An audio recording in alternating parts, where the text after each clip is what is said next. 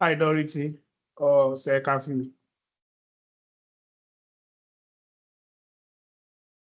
Hi, sir. Yeah, I think Richie was having an issue with joining, so I don't know if you can assist her. She's Yes, saying I something. just spoke to her. I'm attending to her. Okay, so attend to it for me. Thank you. Thank you. You're welcome, sir.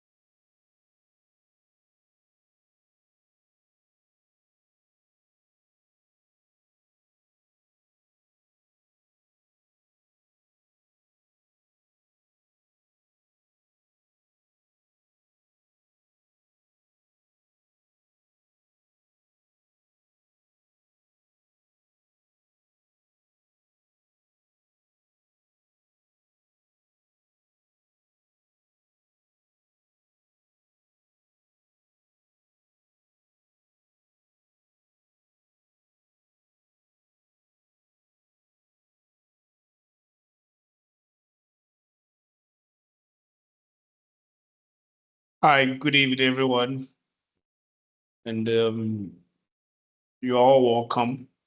Please, I'll ask that we give like 5 minutes for others to join. So it's 6:03. So approximately by 6, 8, 9, 10, then we kick off. So apologies. Let's give few minutes for others to join, and then we start. Thank you so much.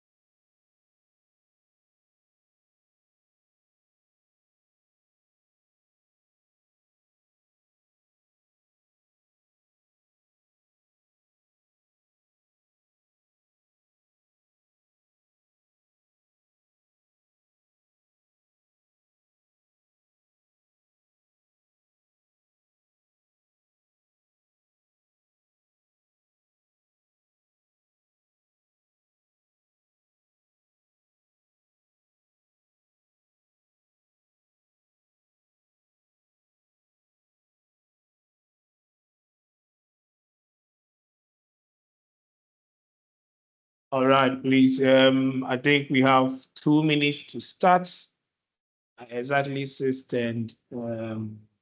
We will start. I see some people still joining, so let's give them another 2 minutes for us to start. Thank you.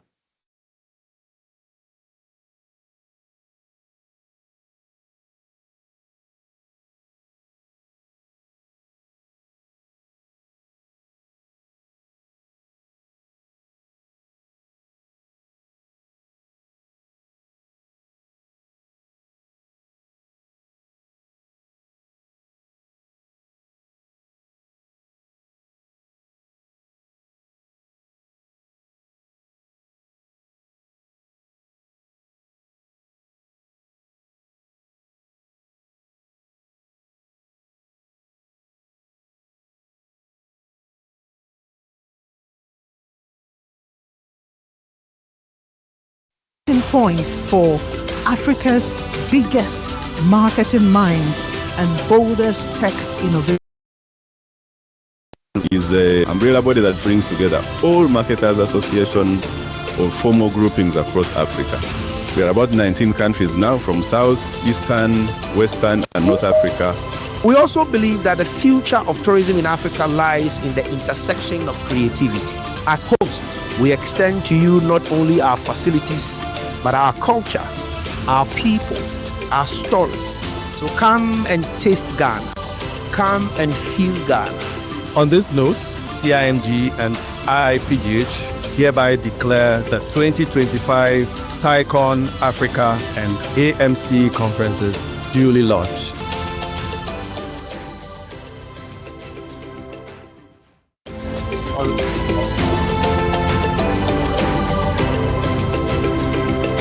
As a Vice President of the Chartered Institute of Marketing Ghana, I am thrilled that Accra will become the meeting point for Africa's biggest marketing minds and boldest tech innovators. The African Marketing Confederation is an umbrella body that brings together all marketers associations or formal groupings across Africa. We are about 19 countries now, from South, Eastern, Western, and North Africa. We also believe that the future of tourism in Africa lies in the intersection of creativity. As hosts, we extend to you not only our facilities, but our culture, our people, our stories. So come and taste Ghana. Come and feel Ghana.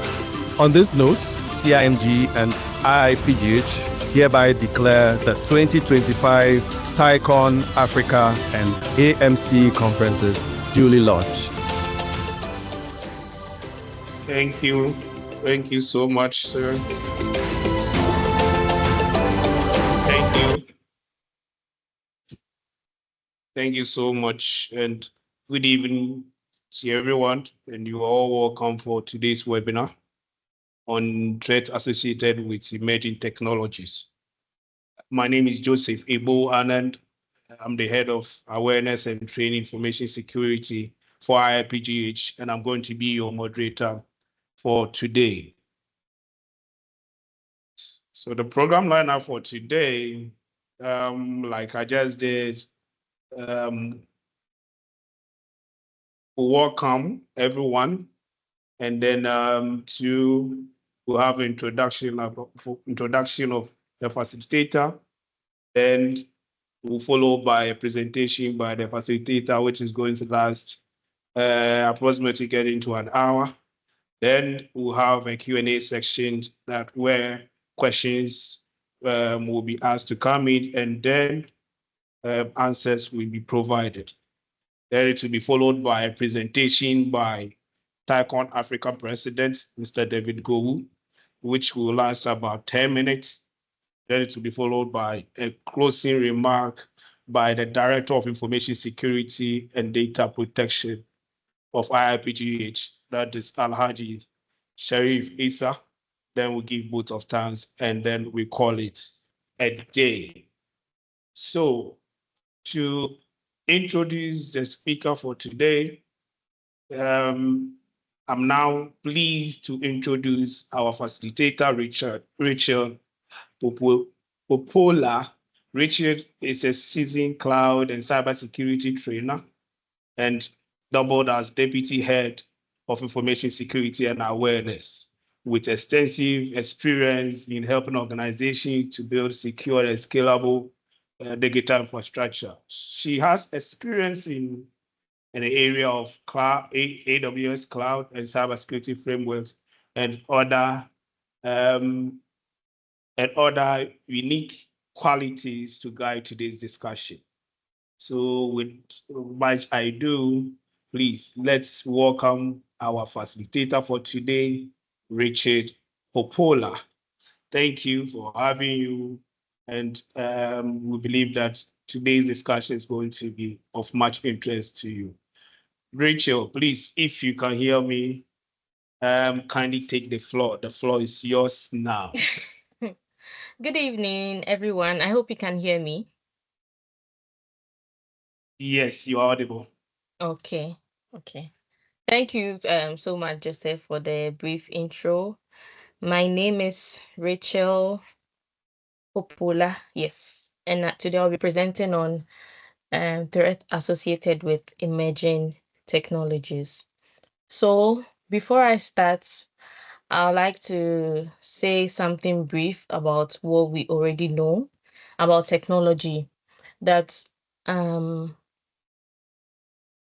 we all know every organization actually try to work with is moving to tech. They are all adopting technologies, but we don't really think about how fast our excitement overshadows what we really our excitement overshadows the security aspect of these technologies that are evolving every day. So um we get so focused on um things just evolving. For example, let's take the new technology, this VR thing we wear as something like a sheets that we wear, that we are able to see movies. Some are able to use it for gaming. We go to the mall right now and everybody wants to experience something that is trending. We don't really think about the technology. Unfortunately, this is what we have come to. Innovation is faster than technology. And this is not even a myth. This is the facts that is happening. We are going to look at three big things: the IoT, the AI, and then the cloud. And then what is really the transfer? What are they are the real transformative forces behind every business or every organization that we come across. So let's dive in. First, why this topic? Like I was saying, every organization is actually adopting. From every organization I've worked at, educational, be it educational organization, be it a fintech organization, be it startup, be it school, they all have their ways of adopting technologies. For example, in my organization currently, um, we are it's basically a fintech technology, but unfortunately, I'll speak more about the example of some of the side effects of what these technologies have done to my current organization. I'm speaking from a personal perspective. So let's move on. What makes these emerging tech risky? The truth is that our AI models are launched before we understand how they behave. We are quick to just roll out every update before we even test. Look at the recent attack that happened to one organization because of an update they enrolled before they tested it. And we are adopting like IoT devices.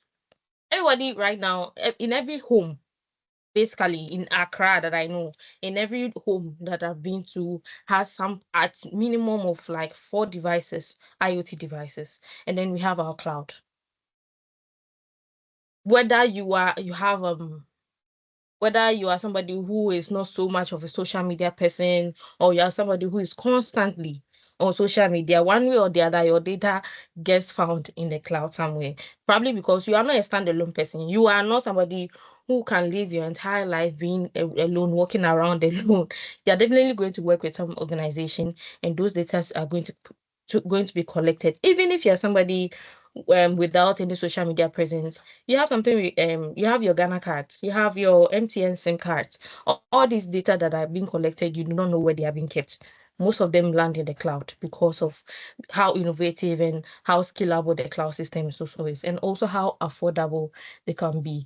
But we should also realize that these things are all interconnected.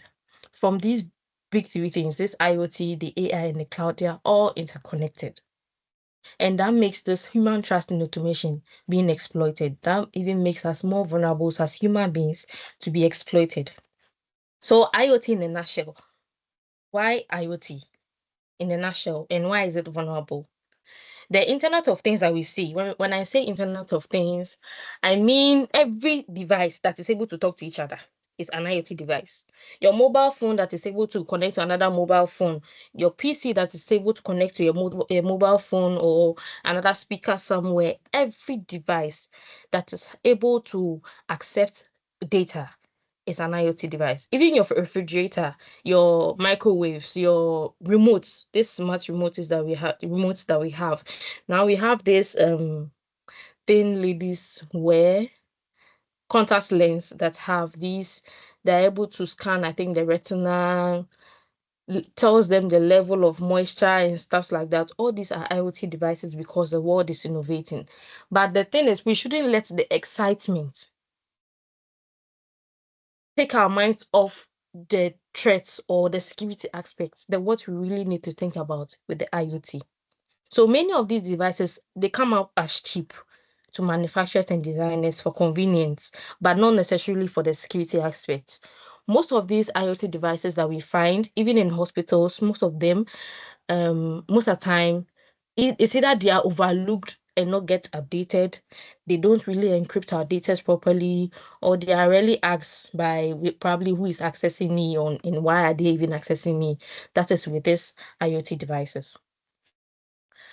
An IoT gives attacker a low hanging entry point. When I say that, I mean most of the time when an attack is taking place, because these IoT devices are what is commonly found in our systems, they are normally the first point of contact with when it comes to pen testing or vulnerability assessment in a network. The easiest way to get into a home network is through an IoT device. Do you understand? Because most of these devices, when you buy, for instance, go and check your how many of us here have routers in their house and they've actually tried to change the default password of these routers? Because yes, and forgetting that all these IoT devices, they come with their own configuration, and it's easy to find the default settings for these things online. So somebody can just easily go tap it from online and then use it. We have this common example we always use, that's the Mirai attack. That's a botnet.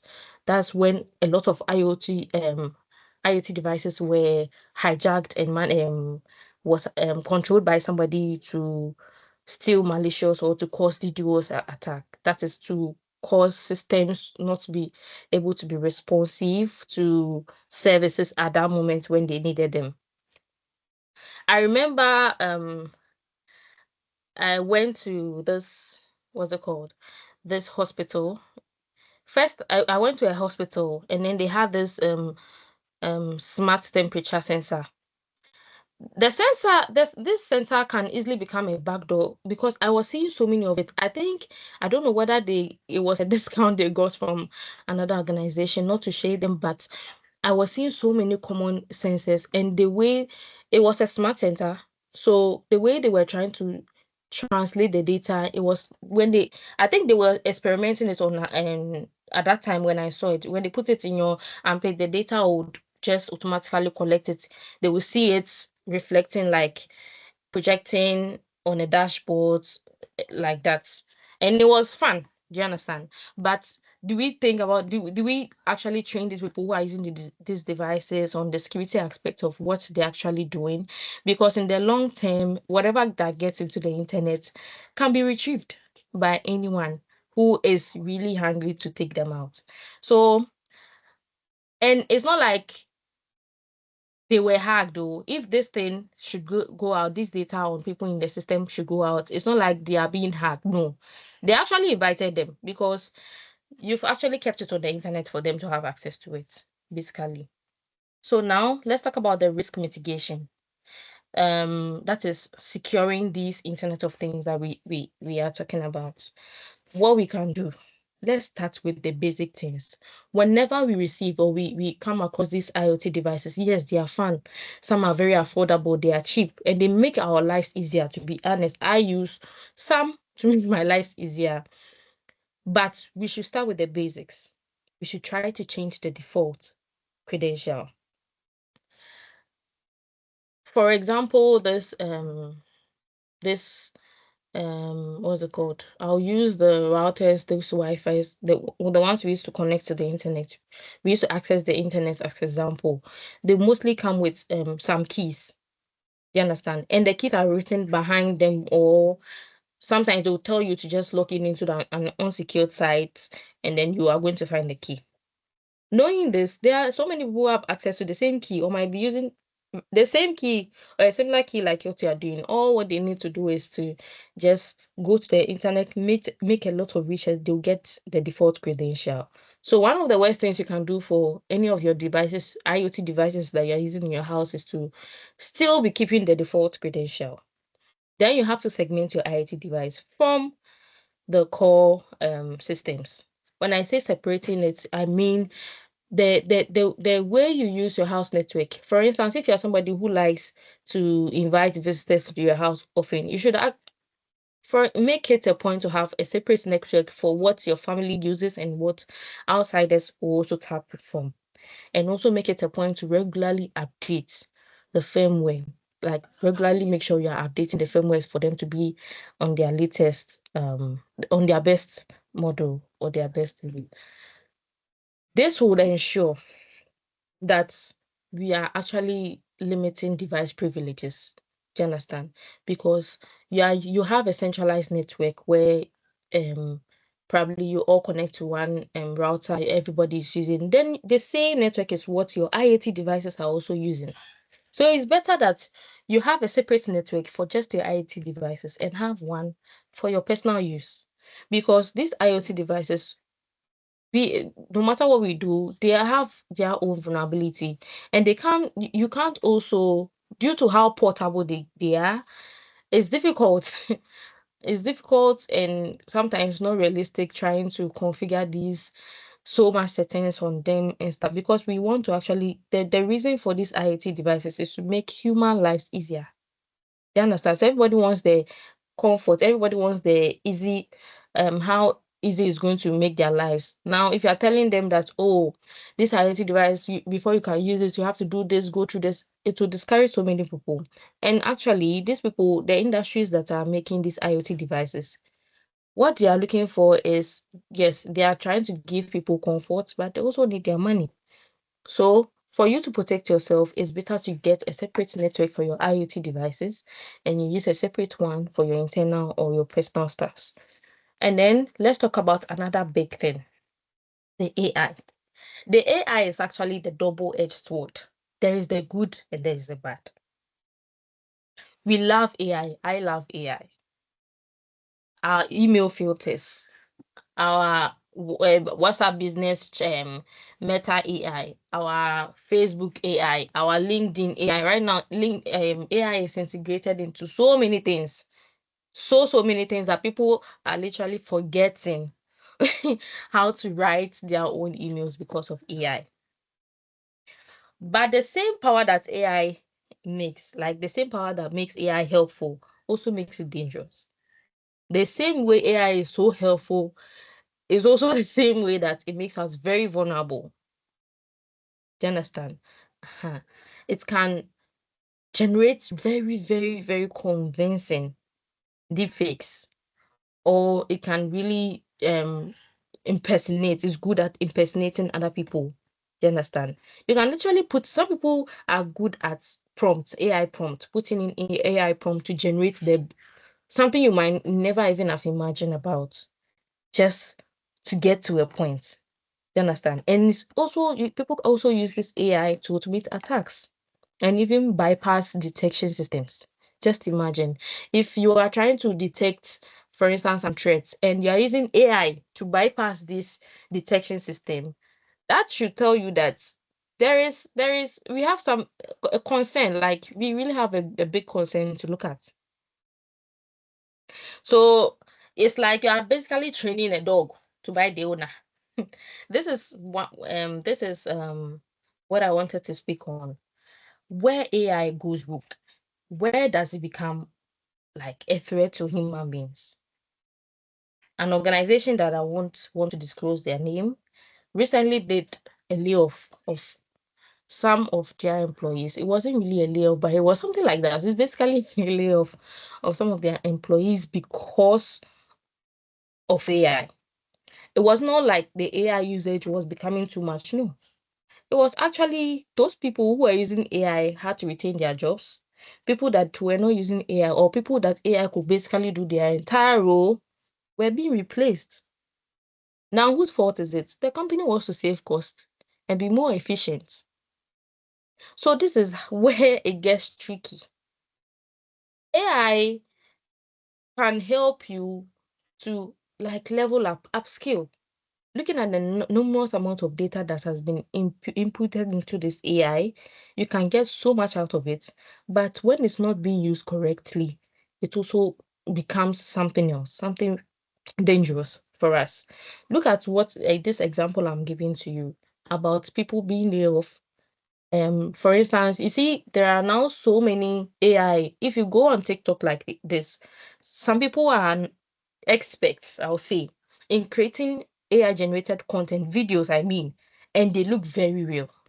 Before you could easily detect, because AI is not consistent, AI can never be consistent.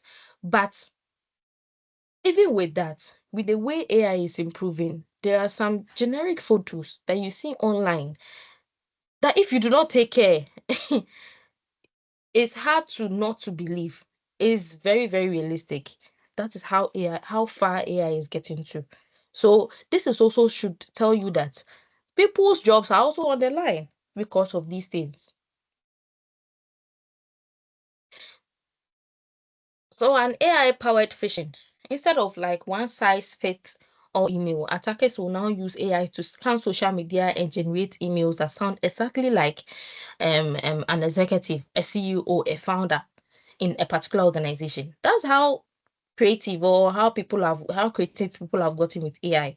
People who really want something from it go to online to learn about AI prompting. Like they know how to prompt into the AI to get the best out of it. And it looks just fine. And people are also poisoning this AI.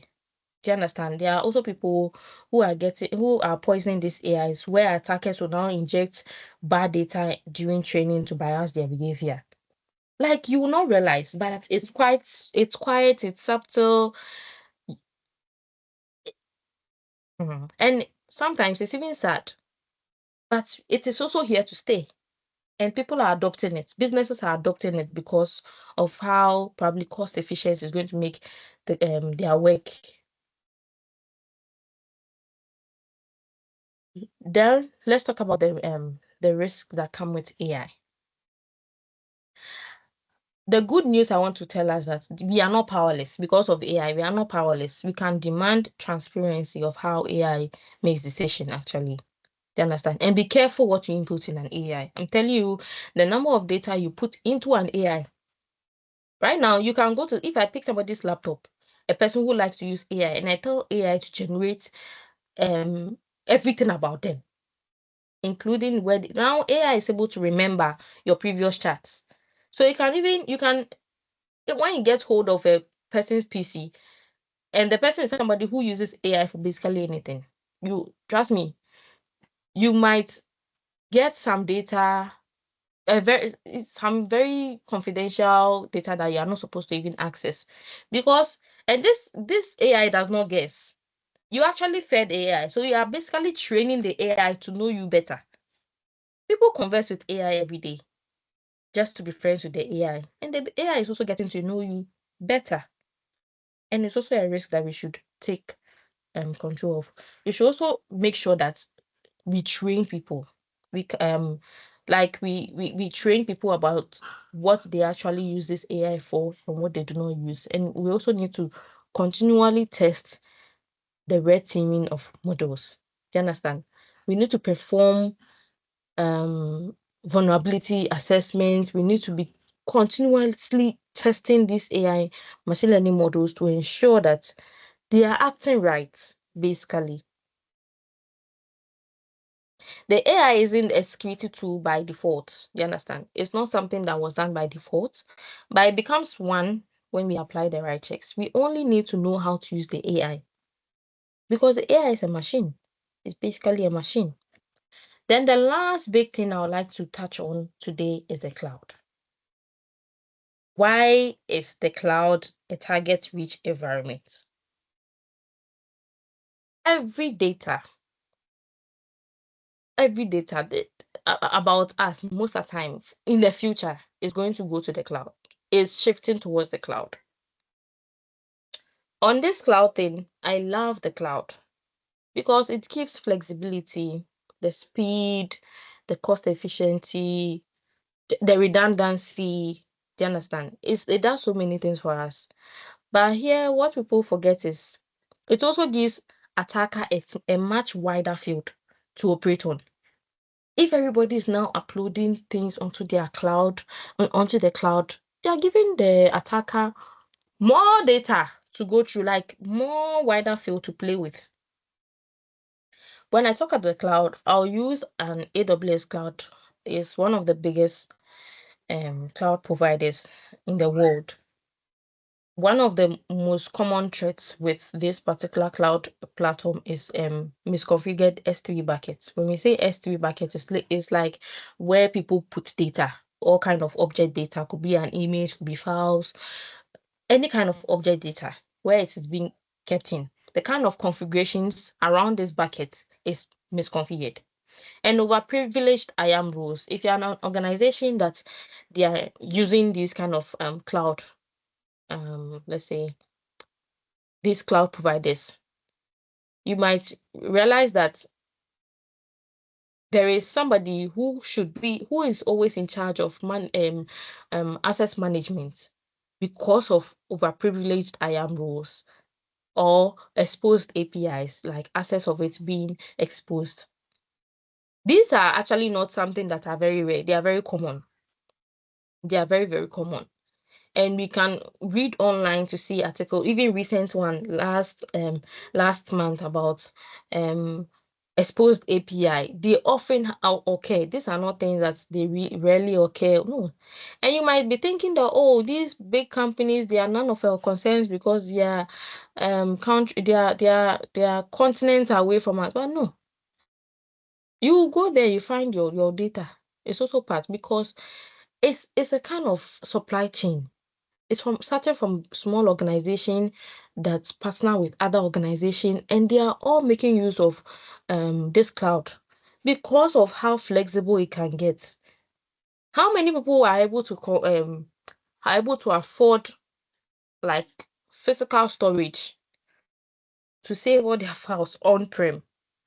It will get to a time where we would have to shift to things like the cloud, also giving the attackers a wider field. Now, the threats on the top mistake.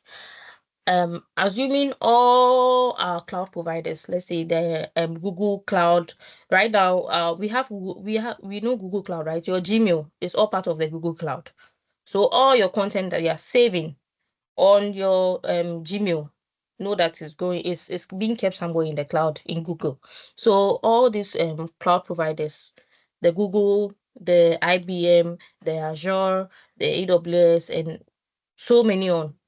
Assuming all these providers handle all the security, it's going to be hectic. So they don't. Actually, they share it with us. There are certain things that you should handle as a consumer, and some things they also handle as the providers of the cloud. Your Gmail is given to you. All you do is you just log in into your Gmail, you open Google Docs or Google Drive, you upload every content you want inside, and then you sleep. It's because you are using something we call the platform as a service. Yeah, you are, let's say, basically using everything like a software. You understand? But you still have a responsibility as a customer. How? You still have to ensure that the data you are keeping into this cloud is encrypted, they are properly configured, and is being kept there. AWS or Google will not encrypt your data that you kept inside for you unless you ask them to. You understand? That is why it becomes a shared responsibility. And how many times do users get educated on this kind of shared responsibility model when it comes to cloud providers and their user? Forgetting that from AI to IoT to the cloud, everything is connected. It's basically like a supply chain. If, for instance, one gets affected, in one way or the other, the rest is also affected. So to build resiliency, like this common threat around cloud, we have something we call the ransom cloud. Just that we have ransomware in cybersecurity, where your data should be encrypted and then they will demand ransom from you. If the cloud provider does not do their parts, which often is not the case, but can also be the case, and the provider does not also do their part in the way that if somebody goes to access your credential online and is able to access your Google Cloud and now encrypts or logs you out of your accounts, demanding a ransom from you before they give you back your account, that is what we call the ransom cloud. It's called the ransom cloud. Then we move on to another part of it, the cloud essentials. You really don't need a massive security team to do the cloud right. You understand? Even yourself, you can start with your own personal self, with your own personal Gmail account. Start gradually. Right now, people have OneDrive. You have Microsoft. What's it called? You have OneDrive. You have what's the name? This Google Drive. Drive I'm talking about. You even have accounts on S3 buckets that you upload things in. You have the Azure IAM that you also upload things in their containers. Do you understand? Your responsibility as a consumer should also be made known and clear to you. Then our essentials, like I'm saying, start with the setting up a strong practices like the IAM policy. Ensure that you implement like multi-factor authentication whenever you receive a message that you should add an extra email to strengthen your security. Kindly do so. Do you understand? It's all a way of making sure your system is as robust as possible from this kind of vulnerabilities or attack. If possible, encrypt everything. And whenever you are done using a cloud service, whenever you are done using not even just a cloud service, but any application, ensure to log off again. Do not stay in session for too long. And if you're not using some application, just close them. Just close them. Ensure that you are doing backups of whatever you have. Ensure you are doing backups of whatever you have, either in cloud or on-prem. This is essential. And you can also try to use some security monitoring tool like the CM. Do you understand? They are able to tell you what is actually going on, like able to log the kind of traffic that is coming into your account. This is mostly used by organizations, like big organizations or even small organizations. The CM is important for monitoring and detection. Now, the real world threat chain, where I was speaking that all these things, they come intertwined. We have something we call the domino effect. The domino effect is basically like a sequence of events starting from one point. A sequence of events occurring starting from one point. So let's take an instance in a house. where there is IoT devices, they use AI and then they upload their things on cloud. The first point of entry that an attacker will use to get access could be the IoT device, probably because it was properly, or it wasn't misconfigured, or they didn't change their default passwords. Do you understand? That is the first point. Most of the time, they use infected IoT devices. So these devices are basically one main thing attackers use as DDoS. So they are like botnet points.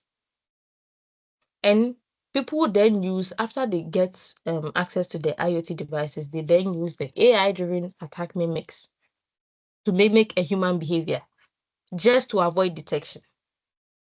So when somebody is able to use an AI to mimic, for instance, somebody living in a house, how they behave to avoid detection, and they are able to log into or have access into sensitive data that is stored in their cloud, do we now see how it is all connected? They need an information in the cloud, but they can't just go into the cloud. They needed to exploit a vulnerability. That was the IoT. That is the vulnerability. That's their entry points. Then they used AI to mimic a legitimate user to avoid detection, to get access to the sensitive files that is stored in the cloud. And this thing I'm saying is not a myth, or it's not a myth. It's actually happening. It has happened and it's happening again. That is why we need to layer our defenses at every point. How we use the AI, how we use the IoT, how we use the cloud.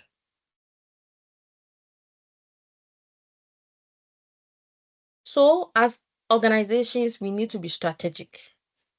What organization really need to be doing, what should organization actually do, is to start auditing what tech you've already adopted. What have you adopted? Start auditing them. Do you really know how many devices you have in your organization? Are there things you are overlooking? Most companies don't even know how many smart devices or cloud services they are using. Do you understand? If you really go and audit, like I did for an organization, they don't really know how many cloud services they are using. All what they know is they are using one centralized what's it called? They are using one centralized maybe OneDrive. Forgetting that their employees, since they have this bring your own devices, they also bring their own devices to the company. And some of the company data ends up getting landed in other cloud service providers. So that one, you can't say you are using just one cloud provider.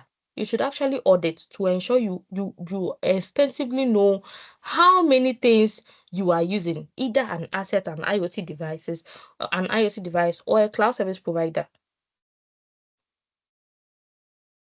Encourage security conversation at the board level. Like encourage security not everything should be about management and stuff, but security should also be a part of your board.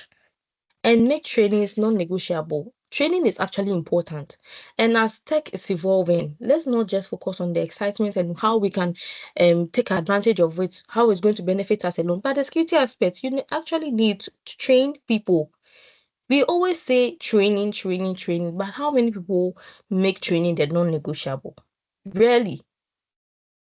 Security is everyone's job from the top to bottom. So my final thoughts on this would be that yes, innovation is actually very amazing, but it has a price: security. We don't need to fear any of what I've mentioned, either the cloud, the IoT, or AI, but we do need to respect the risk and plan accordingly. We really do need to plan accordingly and know the risk that is involved. Cybersecurity is no longer just a technical task. It's actually now a leadership responsibility. It's a responsibility for the leaders. So thank you. Any questions?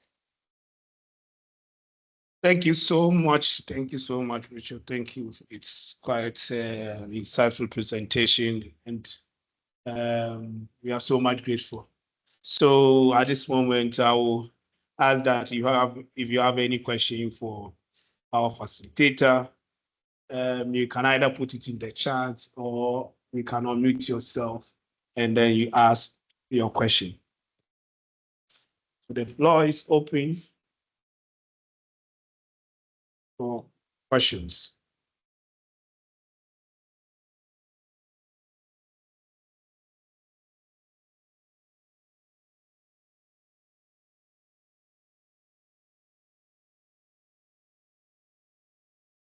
I believe that we've learned a lot. And if there are no questions coming, I know that Rachel was able to explain everything to the core. And so, okay, I see a hand up. Mr. Bernard, please, you can ask your question.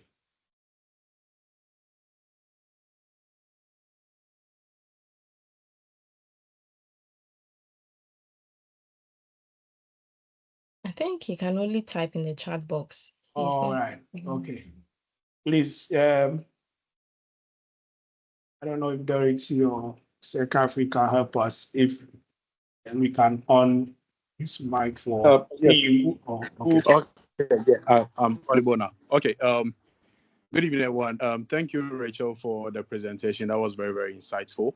Okay, so my question is, well, in terms of AI usage, right?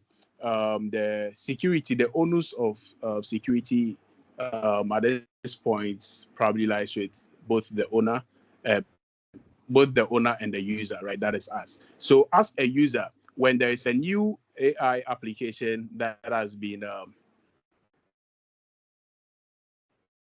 and I'm so excited about it and want to try it out.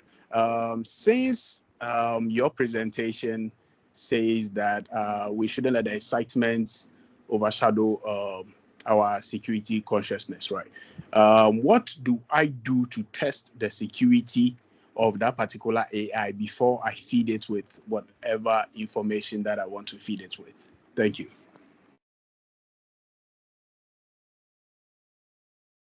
Hello, Mr. Bernard. Thank you for your question. So for the information I was talking about AI, for instance, when this deep fake came, yes, it was all over. There was a new AI tool coming up and stuff like that. But I said you can ask to get more insights about this AI. The AI themselves, you can send a prompt to get more insight about the AI, like get to know the AI before you try to, let's say, try to benefit or try to take the benefits of it first. You can research about it. But the thing is, you have to get insight about the particular AI you are using. Either research work, definitely when a new what's it called? When a new AI is being released, there's going to be report on it. There's going to be you can easily see who actually create, who are the groups or the individual that made the AI and stuff like that. But you should take advantage of trying to research about that particular AI first before taking advantage of it. Do you understand? AI is a machine, yes, but that is where it gets to a point that you need to also think like an AI at a point. The AI wants to just consume data, right? So before that, you need to actually get insight about how the AI is going to respond to some of these prompts that you are putting in, like where your data is going to. You can go to GPT and ask GPT how your data is being transferred. When you how should I say it? Ask them where your data, how your prompts, the generation and everything, where is it being stored? Ask about the access controls of it.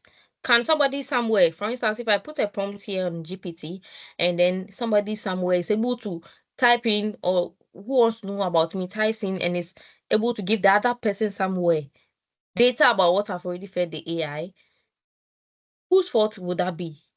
Do you understand? You actually try to get to know the AI using the AI again. Or you can use blogs. You can use blogs, you can use YouTube, like from legit site, oh, because some bloggers will actually they put in so many fake news. But you can use blogs to know about AI before you try to put your data into it. But know that data is a machine. AI is a machine, sorry. No matter data you put into it, it still can be accessed. Like it's still, you are training it. It's like machine, you are training yourself. So the more you put in, the more it gets to know you.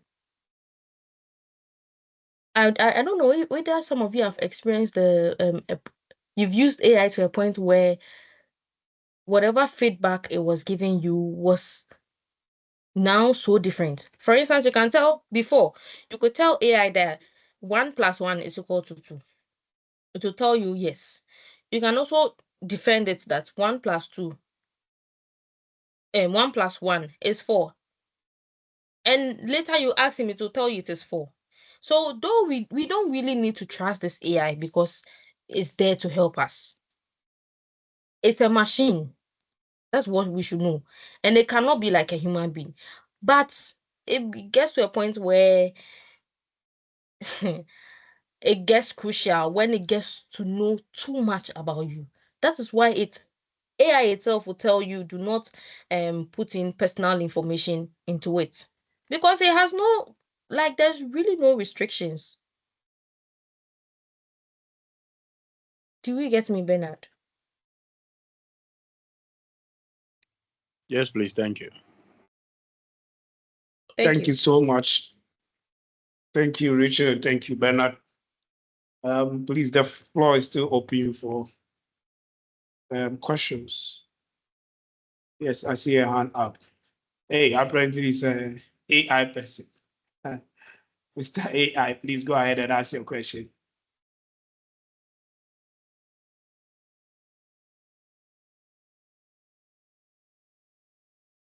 Check out if we can help. Good. Yes, yeah. Can you hear me now? Hello. Yes, go ahead. Okay, thank you for giving the opportunity to ask the question. And then Rahel, thank you too for the wonderful presentation you did. Just to add a bit to what Bernard asked, I think it's in line with a recent conversation on the IIPH platform in terms of responsibility. So some of these, to know whether AI is good to use or not, at our personal level, like Rahel said, a lot we can do, but the bigger part is supposed to come from like the institutions that take care of us. So when there is a release, every country, every serious country has a team that will review that system and advise the citizens. If it is in Europe, like EU will have a team that will review it. There will be research labs that will review it across. The same thing before it will be allowed into China or Asia, they will have a team to do that review. So ideally, when you follow these news, you have a fair idea of whether you use it or you don't. And now, once these people use it, or once they recommend it, then I think it will be a good thing to use. And sometimes you have no option because now certain companies are kind of integrating it into their systems. If you are in the Microsoft environment, for example, you can see they are adding it to almost everything. They are adding it to Excel. They are adding it to Word. They are adding it to all their platforms. So in that case, the authority becomes, or the responsibility becomes the company you are working for. They have to review and know that, oh, okay, we are going with Copilot or we are going with ChatGPT. And then that will give you more confidence to know whether to use it or not. But still back to what Rahel said, personal informations, even the AI will tell you shouldn't put it there. But in terms of questions and other things, we can do our part, but institutions should also help us. Government should help us. Research labs should help us. yeah, and all review bodies should help us because not all of us have that technical knowledge to be able to come to that conclusion. Thank you. Thank you. Thank you so much. Yes, that was exactly, yes, that is a very good contribution you made there. Yes. What's it called?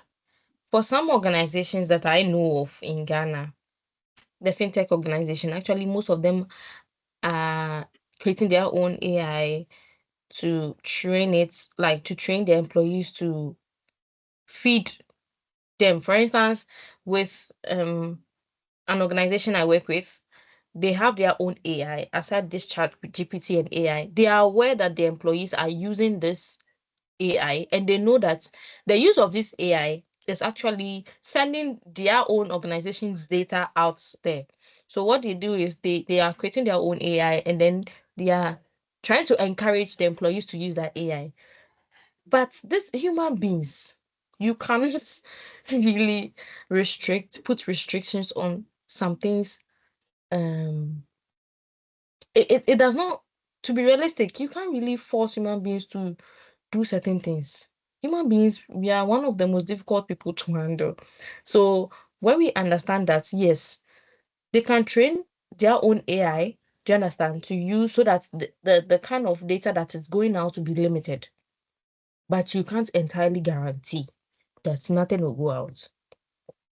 You can actually give human beings to use 2 terabytes storage.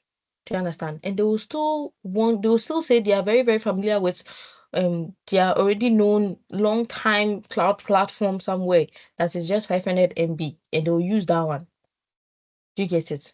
So it still boils down to how the people will be educated on the use of AI and how the impact, the benefits will also be. Because let's not be lie. The AI is actually helping so many organizations as well.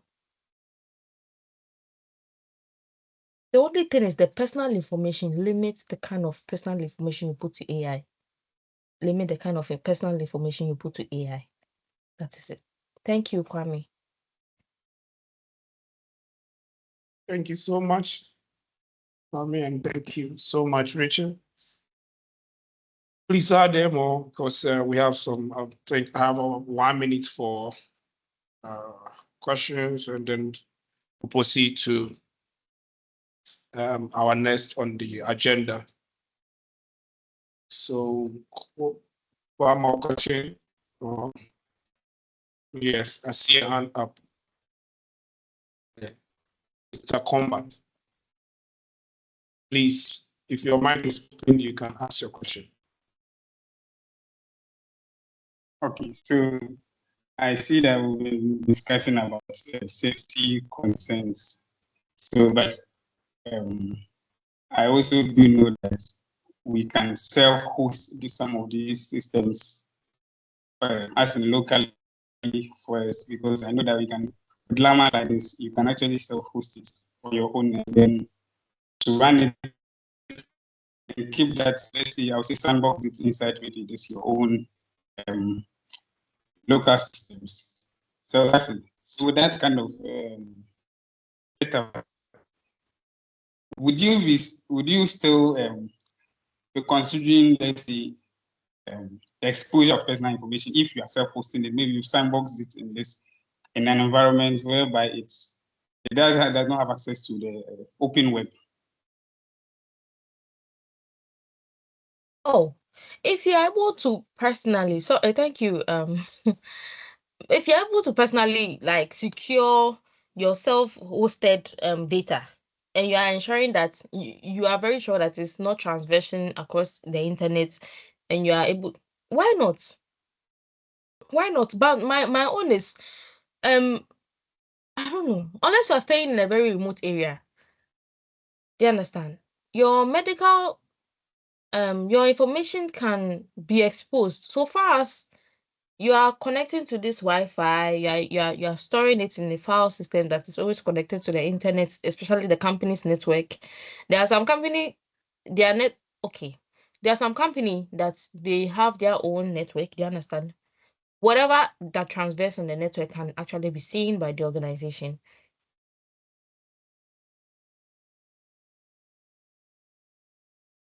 All right, thank you so much. Richie, we have a question in the chat. It Secure says, it. yes, it says, what do we mean by personal information in a corporate workspace? Okay. What I mean by personal information is like you can't be using the corporate AI or data to now be talking. Maybe you have a health condition and then you are using the AI to find out more solutions to your problems on on their laptops. You have a particular health condition that if the company gets to know, you might actually lose your job or something like that. Those are kind of personal data, like your health information, your family, the names of probably your children, the schools they attend, things that is not professional to discuss in a corporate environment, basically, is what I mean by personal. And I mean personal when I also say some people are fan of even using companies' AI to search for new jobs outside. It happens, or yes, using the company's AI to search for remote roles, those things. Those are not details the company should be aware of, right? Yes. So all those fall under personal information. And somebody is asking if the slides will be shared. Yes, I can make the slides available. All right, thank you so much. Like that will be the next question. So since you've taken it, yes. Thank you so much, everyone. Thank you, anyone that asked the question. And thank you, Rachel, for your insightful presentation. So moving on, next on our agenda is a presentation by Tycon Africa President, our own former Executive Director of the Institute of ICT Professional, who is now the President of Tycon Africa, Mr. David Go. Please say you are welcome. Thank you very much, and thank Rachel for that insightful presentation. Please share the slides with us. I followed from the beginning to the end. Thank you very, very much, and thank you all for joining. Just give me 10 minutes to take you through what we have been working on for some time now. So if you permit me, I can play a short video first, a video that we played earlier on, those who did not join, so that it gives you an overview of what I'm going to talk about. Thank you.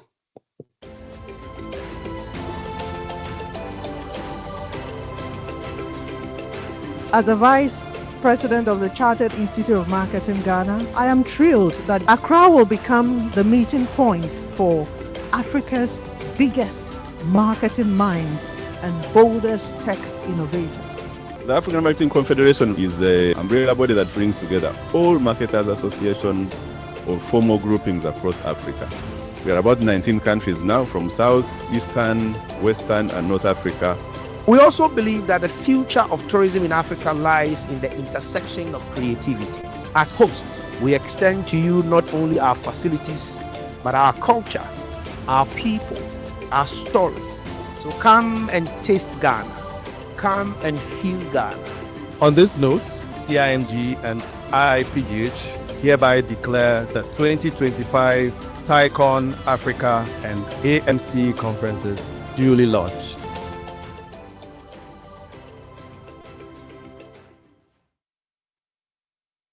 Thank you very much. So we have an conference coming up next month. And this conference is a conference for both technology professionals and marketing professionals. So I'll give you just a little bit of a background so that you can get a little bit of information about the conference, the organizers, and also who is expected to be there, and also what you should be expecting to this conference. So let me just take you through the organization. Permit me to share my screen.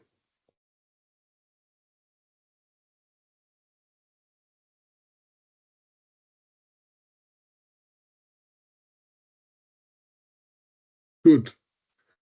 So in 2022, a number of ICT associations in 5 African countries converged in Zimbabwe,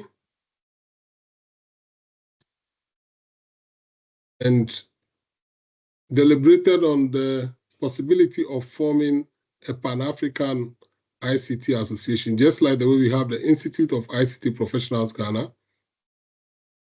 We realized that it's important to connect with other professionals across the continent.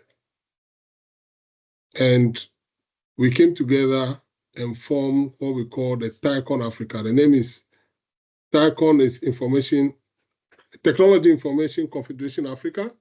We wanted an acronym that can resonate with a lot of people, and that is TICON Africa. And since 2022, we've been utilizing other African countries to join. Now we have about 11 or 12 African countries, and we have 5 more going through the process of joining TICON Africa. Our target is to ensure that we get all African countries together under one umbrella as TICON Africa. So in 2022, I was then elected as the president of this Pan-African Association. We decided that every year we'll meet and we'll have our annual conference. So in 2023, we had the first conference in Entebbe, Uganda. Or we had a second conference in Mombasa, Kenya. Then Ghana bidded to host the conference, which will be the third one. But when we met in 2022 in Victoria Falls, Zimbabwe, that was the first conference of the marketers, because the marketers already mobilized themselves 10 years ago and then decided to have their first conference in Zimbabwe. And that was when we were forming our association. So fast forward, we've been having these twin conferences, marketers on one side, technology professionals on another, but we do run a number of events together. We run a number of plenary sessions, so the opening plenary and the closing plenary together.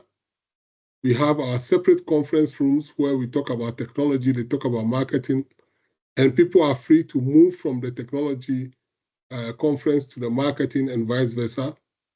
And we try to see the intersection between marketing and technology. So here you see the countries from Lesotho, South Africa, Malawi, our own Institute of ICT Professionals, Ghana, the Computer Society of Zimbabwe, ICT Association of Zambia, ICT Association of Uganda, ICT Chamber of Rwanda, ICT Association of Ethiopia, Kenya, and Botswana. So these are members as of now, and we have 5 more that are coming in to join, and we are actually expanding our reach to get more ICT association, national ICT associations to join TICON Africa. So, what do you expect if you are a member of TICON Africa? We have membership, primary membership at national ICT associations like ours, industry associations, and others. And there are various categories. We also have affiliates. But what are the key benefits of being a member of TICON Africa? So if you're a member of the Institute of ICT Professionals, automatically you are a member of TICON Africa, because TICON Africa does not admit individuals, they admit associations. So if you are part of an association, a national association, when your association is a member of TICON Africa, you also become a member. And then you have all these benefits, that comes with it.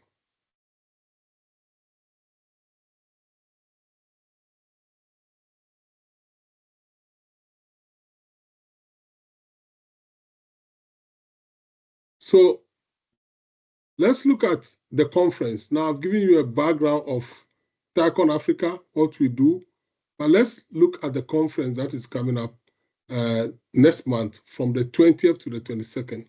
The conference theme is Empowering Africa's Tech Future, Innovation, Standards, and Global Influence. And we have a number of sub-themes. Today we talked about AI, we talked about cybersecurity, all those things are going to feature. We're going to talk about standards.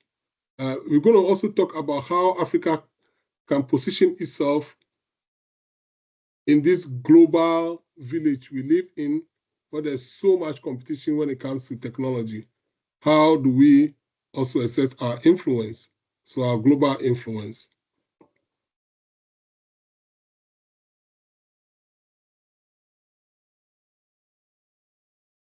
Another thing that we'll be looking at the conference is that we are coming up with our very first TICON Africa magazine, and our executive director, Mr. Kafi Amanfu, is busy putting together materials that will feature in this magazine. The magazine is called Africa's Tech Pulse, and at the conference, we'll be distributing this magazine to delegates that will attend, and it's basically a magazine that features all our member countries, things happening across the continent, data or statistics on technology, on the digital divide, inclusion, cybersecurity, AI, innovations, and many other things. It will also feature what specific initiatives being carried out by various African ICT associations, the things that we can learn from them and the things that they can learn from us. So it's going to be a very, very, I would say, useful magazine for those in the tech world. You know, generally as Africans, and it's not our fault, we always gravitate towards what happens in the West. But Africa is rising. Our population is rising. We are getting more educated. We are getting more exposed. It is time for us to begin to network across the continent, begin to learn from our peers, and also together grow and compete, just like the way India, China, Russia, South America, and the United States and Europe, they are all competing. It's time for us to also level up. It's time for us to position ourselves and become relevant on a global stage. So, like I mentioned, we organize events, seminars, workshops. Last week, 2 weeks ago, we organized a webinar for women. In 2 weeks, we're going to organize another one. We have a research committee. We also have education committee and many other committees, including publication committee. As I mentioned, their first magazine will be out. It's going to be a very beautiful magazine.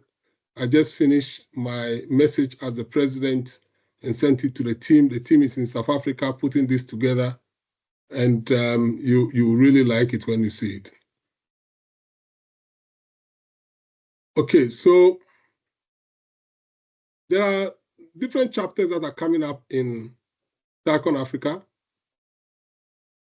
Last year, we launched our Women in TICON chapter. This is made up of women that are in tech, that are interested in tech, that can connect with other women across the continent.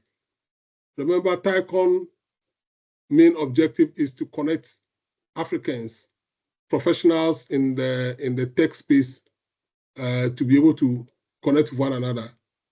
So we'll be having another webinar. So Rachel, take note, join the TICON Women group and connect with other professionals in the cyberspace across the African continent.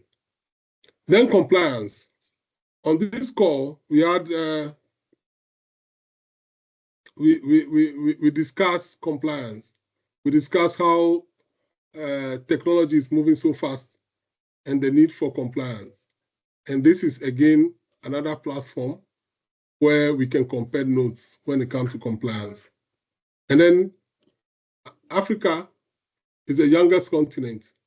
So youth in TICON, this is going to be looking at students, people in tertiary institutions, connecting them, helping them to already start looking at Africa as a continent of opportunities so they can connect with their counterparts and their colleagues in other African countries. So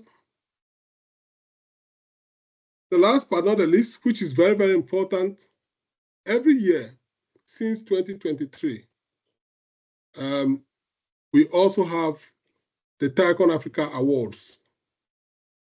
This year, we've expanded awards to 11 categories. Don't take these awards for granted. If you are interested, please do connect, put in your credentials and information that are required, or nominate somebody for any of the categories. We have ICT Company of the Year, Startups of the Year, ICT Professional of the Year, Women in Tech Excellence Award, Young ICT Trailblazer, Public Sector ICT Innovation, Social Impact through ICT, Excellence in Cybersecurity, so those who are cybersecurity experts take note, AI and Emerging Tech Innovation, Professional Body of the Year, and Lifetime Achievement in ICT. So a lot of options. The link is available. We'll continue to share. This week, we also shared the link for people to register and participate in the conference. So this is what we have. The conference, again, is from the 20th to the 22nd of next month, which is August. We are expecting about 500 delegates, people from all over the continent, from about 35 African countries, both technology and marketing professionals. And you'll soon be seeing these billboards in town where we'll be marketing the conference. In Ghana, we have two associations hosting this conference. The Institute of ICT Professionals Ghana is hosting the technology part of the conference, which is the TICON, and the Chartered Institute of Marketing Ghana, CIMG, is the host for the marketers, and that is African Marketing Confederation. Now, coming to fees, we have daily rate, and then we also have rates that also includes accommodation. So we have the day delegates and the delegates that also will stay in the hotel, Labadi Beach Hotel or La Palm. Those are the two designated hotels. And if you are interested in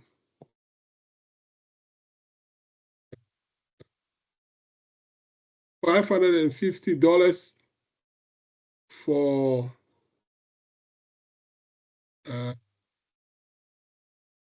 who attend the conference without accommodation, and $1,550 if you spend a 4-night in Labadi Beach Hotel. Also have sponsorships. So if you to be sponsored by your company, or you have a company that is interested in this we can actually write and then get the company to sponsor you, or the company to come on board as a sponsor for the conference. So that is also an information on sponsorship. So at this stage, I just want to share my last thing, which will be the conference fees, so that you can see. So this is the brochure for the conference.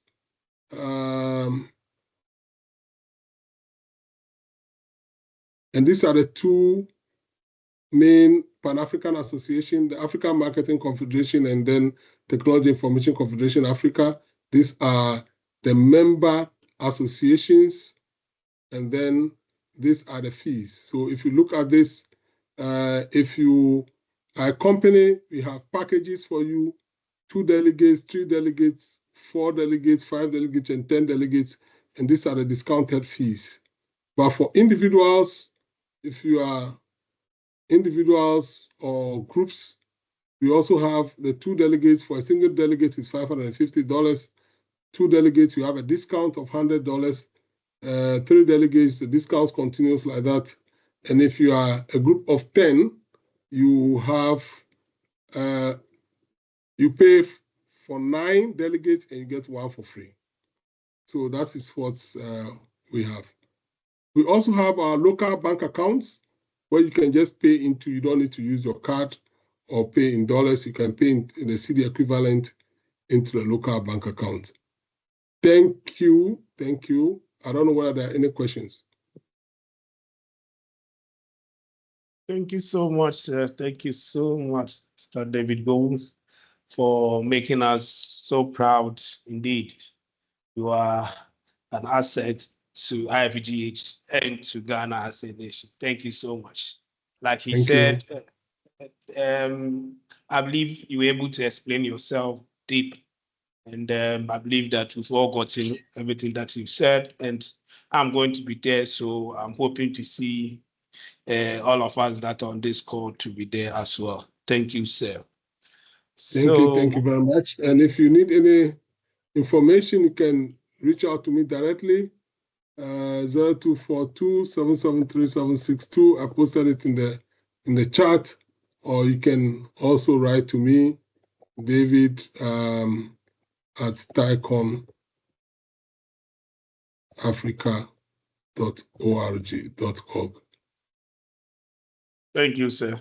I think a link has been shared with some details even in the chat. So if you're interested, you can just go to the chat and then you get more of it.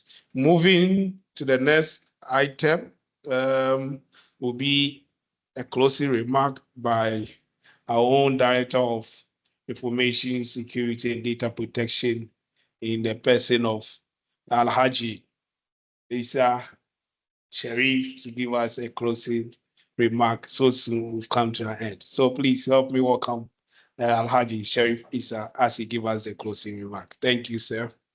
Okay, thank you, thank you, Joseph, for this. Okay, so I need to make it very snappy so that we can go.